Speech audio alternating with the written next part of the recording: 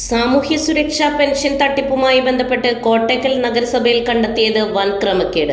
സംഭവത്തിൽ വിജിലൻസ് അന്വേഷണത്തിന് ധനവകുപ്പ് ഉത്തരവിട്ടു.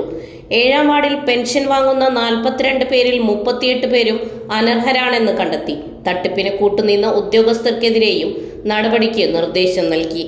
7-ാം വാർഡിലെ 42 ഗുണഭോക്താക്കളുടെ അർഹത സംബന്ധിച്ച പരിശോധനയിൽ 38 പേരും അനർഹരാണെന്ന് കണ്ടെത്തിയിരുന്നു.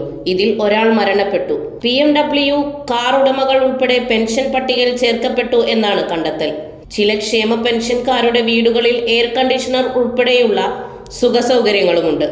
ഭാര്യയോ ഭർത്താവോ സർവീസ് പെൻഷൻ പറ്റുന്നവരും ക്ഷേമ പെൻഷൻ വാങ്ങുന്നതായും കണ്ടെത്തൽ. മിക്കവരുടെയും വീട് 2000 ചതുരശ്ര അടി തറ വിസ്തൃതിയിലും കൂടുതൽ വലുപ്പമുള്ളതാണെന്നും കണ്ടെത്തി. കോട്ടയ്ക്കൽ നഗരസഭയിൽ തട്ടിപ്പിന് കൂട്ടുനിന്ന ഉദ്യോഗസ്ഥർക്കെതിരെ നടപടിയെടുക്കാനും ധനമന്ത്രി KN ബാലഗോപാൽ നിർദ്ദേശം നൽകിയിട്ടുണ്ട്. പെൻഷൻ അർഹത സംബന്ധിച്ച് അന്വേഷണം നടത്തിയ ഉദ്യോഗസ്ഥർ, വരുമാന സർട്ടിഫിക്കറ്റ് അനുവദിച്ച റവന്യൂ ഉദ്യോഗസ്ഥർ, പെൻഷൻ അനുവദിച്ചു നൽകിയ ഉദ്യോഗസ്ഥർ എന്നിവർക്കെതിരെ വിജിലൻസ് അന്വേഷണത്തിന് നടപടി സ്വീകരിക്കാൻ ഭരണവകുപ്പുകൾക്കാണ് നിർദ്ദേശം നൽകിയിട്ടുള്ളത്. ഇതുമായി ബന്ധപ്പെട്ട് സ്വീകരിക്കുന്ന തുടർ നടപടികൾ അടിയന്തിരമായി റിപ്പോർട്ട് ചെയ്യാനും ധനവകുപ്പ് നിർദ്ദേശിച്ചിട്ടുണ്ട്. കോട്ടയ്ക്കൽ നഗരസഭയിലെ 7-ാം വാർഡിലെ പെൻഷൻ ഗുണഭോക്താക്കളെ സംബന്ധിച്ച് മലപ്പുറം ധനകാര്യ പരിശോധനാ വിഭാഗം നടത്തിയ അന്വേഷണത്തിന്റെ തുടർച്ചയായാണ് വിജിലൻസിന്റെ അന്വേഷണം.